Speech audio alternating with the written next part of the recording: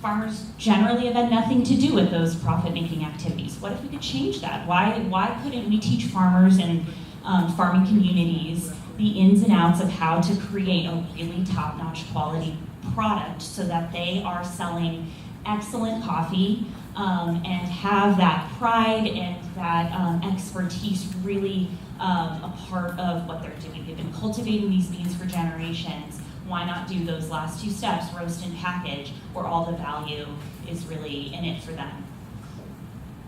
This was our attempt to maybe take a look at what we could do to do things differently. And why we did it was really because my two co-founders and I just absolutely love coffee, and we are the crazy people that would spend like way too much on it. But at the same time, we had these experiences after undergrad, after Berkeley here. I wanted to go abroad, and I wanted to, I was entertaining maybe going into the Peace Corps or something like that. Well, I wound up in Costa Rica teaching English, and that was my first exposure to the other side of the supply chain, and going to coffee farms, meeting coffee farmers. My co-founder had a similar experience in Nicaragua, and we were both really struck by the fact that we have this very boutique-y experience here in the United States around coffee, and the farmers that are responsible for that cultivation are making some of those difficult decisions I mentioned around their lifestyles, and they don't have access to electricity or running water. It just didn't make sense to us, and so that's when we learned more about those inefficiencies in the supply chain that I mentioned. Okay, well, at the end of the day, you need to make a great product. That's what people care about, right? Like, what's in the cup? Does it taste as good as the coffee I might get roasted down the street? And our answer is, it tastes better. And the reason is because, number one, we have a competitive advantage over our competition because we're located at origin. So we actually can build relationships with smallholder farmers and get first access to some of the most exclusive lots of coffee available. And then instead of that coffee taking a couple months after harvest to wind up here and roasted and in the cup that you'd have at home, we have it months earlier because, again, it doesn't need to go across the world to get roasted. We roast it right away, really locking in those flavors from the harvest, and then we deliver it direct, as I mentioned. So it doesn't go through a winding maze like in the typical supply chain where you don't really know in whose hands or where the coffee is gone. So we truly believe that our model distinguishes us based on the quality of the cup as well. And what I firmly believe from starting our company since 2015, we've been shipping, is that farmers already have a lot of this expertise that we really kind of think of as existing here in, like I said, the boutique specialty scene. Farmers have been in the industry honing their experience oftentimes since they were very young. So what the issue has been is that they haven't had that market knowledge. Like, what are people, similar to what Laura said with chocolate, like how are people enjoying coffee in the United States? What's the culture around it? How do they like it roasted? What is that experience like for the consumer? And obviously that's wildly important for a producer to understand how their product is enjoyed in order to understand how to make as good of a product as they can. So that's part of what we've brought with our Vega Academy, and through our own team's expertise in coffee, coupled with experts that we bring down from specialty coffee companies based here in the United States, our team is trained on all aspects of the supply chain. As I mentioned, this is actually a gentleman named Anthony Dudley from Counterculture Coffee, and he just came down about a month ago and trained our team on all aspects of brewing the absolute perfect espresso and what they look for in a roast in order to really bring out that awesome flavor. So he's what we call one of our experts in residence. And what I really appreciate about kind of people like Anthony that come down is, for them, it's also oftentimes their first time coming down to origin and meeting coffee farmers and seeing how coffee is grown. So I think really that co-opetition, if you will, is really what coffee kind of needs to figure out how we can move the envelope forward. And so what have we seen socially with our farmer roaster team? Well, this is Lorena and her daughter Helen. They're Lorena's been with us almost since day one, since we started, and she couldn't afford to attend college, Lorena, and now she is pursuing a degree in business at her local university, and that's because she wants to learn more about how to run her own coffee business.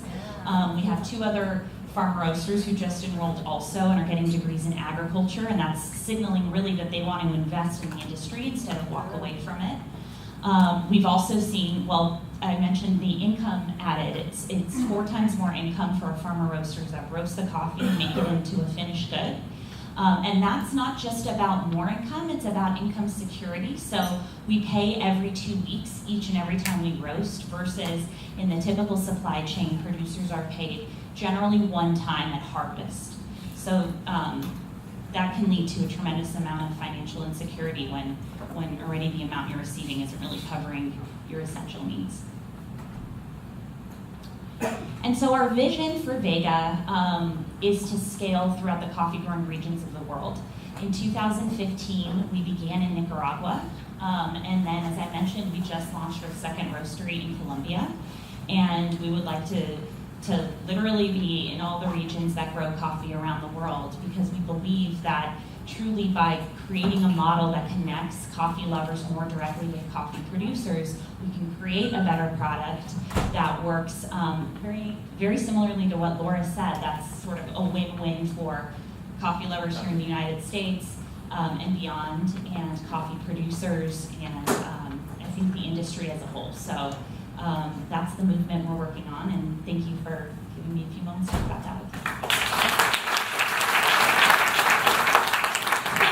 Our 2 speakers, and since we are running a little late, I'll take only 1 awesome question. Okay, all right, we want to go.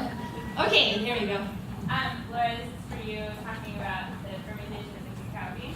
I make sourdough bread, and we're all about wild yeast everything, and I didn't realize that most cacao beans are fermented with wild yeast. So I want to hear about what you think will happen when you switch to a single strain yeast or a controlled yeast, because in bread baking that's a huge deal where you change the protein structures, the sugar structures of the bread, and it's kind of considered bad. So what does that mean for a chocolate bar? That's a great question. So all cacao, well, not all, there is some that's sold unfermented, but if you open a cacao pod, the beans come out, they're covered in this delicious, tastes like a blend of tropical fruit flavors pulp. But if you bite down on an unfermented cacao bean, it's more bitter than aspirin. It's extremely, extremely bitter. So it's a great natural dissemination mechanism, because animals will eat the pulp and then spit the seeds out as fast as they can. But it's really not great for chocolate. So the fermentation is an extremely important step in the post-harvest processing for flavor development. Our vision is not that all farmers around the world would switch their cacao bean fermentation to using specific yeast strands. Our vision is really that there are so many elements in farming that are out of farmers' control. The price of the commodity market, weather, and the requirements for quality are higher and higher and higher. Maybe this is a bit like the disconnect that Noushin mentioned. It's like buyers want more and more quality, but all these factors are outside of producer control. So the vision behind the intentional inoculation is to really move an element of the fermentation process, an additional element of the fermentation process, into something that farmers can control, as opposed to something that is really left up to fate. So it's an exciting technique. It is being used on some estates, and shows interested in helping move it to producer-owned cooperatives, looking at different cost-sharing models to make sure it's not an additional cost that just the farmers are taking on. But the exciting element for us is really the additional control they can have in their final product flavor profile. Thank you so much, Noushin and Laura. I want to thank everyone for sticking with us for this morning, and we're going to open up lunch before I make some announcements. So Tutu and I want to highlight, you want to talk about perennial first? Yeah, so we want to introduce two projects in this exhibition. Yeah, and so the first one is at the end of this room. You see a lot of mysterious boxes there. And so that's a project me and a few other designers collaborated with Restaurant Perennial. And it's very interesting that we actually met at the first Food in Know symposium, and then we started the collaboration. And that project is, so Perennial is a restaurant. They're trying to fight with climate change through the restaurant and food.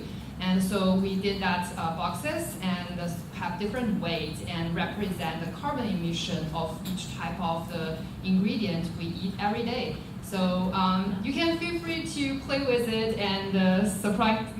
Something may surprise you, or like it just want to suggest maybe an alternative diet we can have in the future. And another project I want to feature is Rocky. Yeah, so I will let her introduce her project.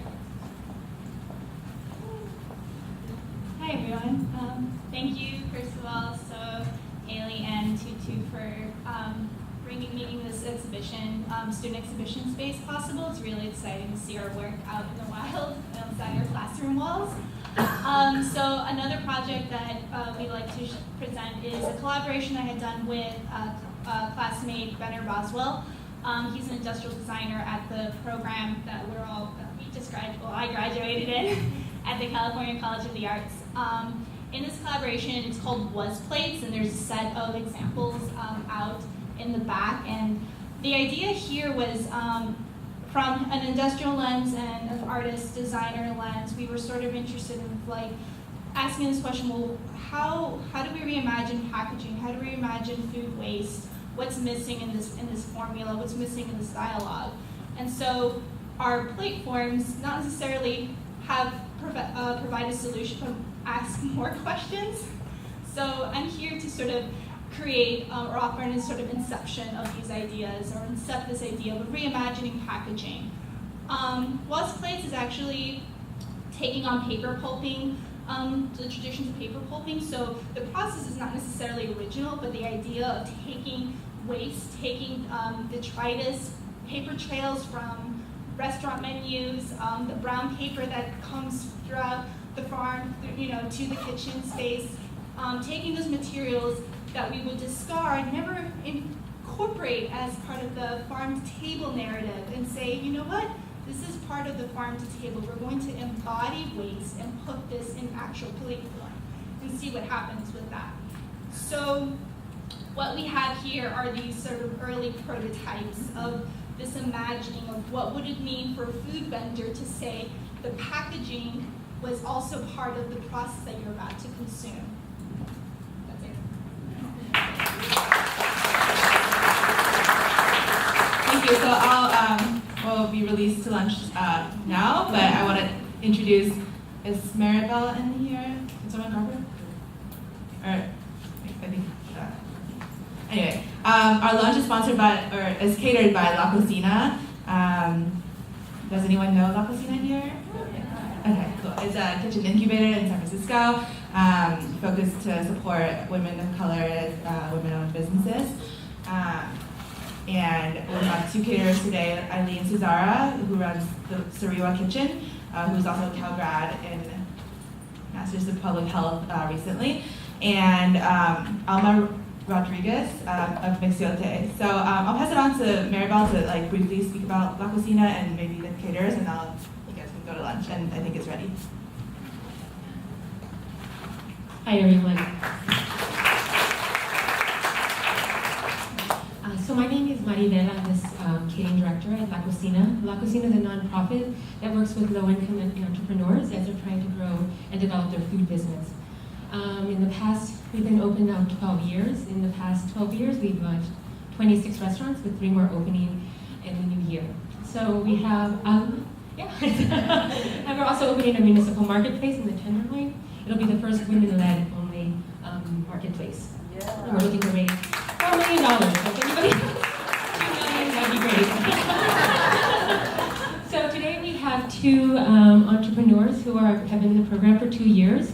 We have Eileen, who actually is an alumni of Berkeley. She does what she calls fresh Filipino food. It's called sariwa. And then we have Alma from Mexiotes. She does a traditional style Mexican cuisine where she cooks her food in an avocado and banana leaf. So it's just with her sauce. It's very traditional in the city of Mexico. So both of them are hoping to launch their own restaurant, and we're hoping, hopefully within the next 2 years, that to help them get to that point. So I hope you enjoyed lunch. Thank you so much.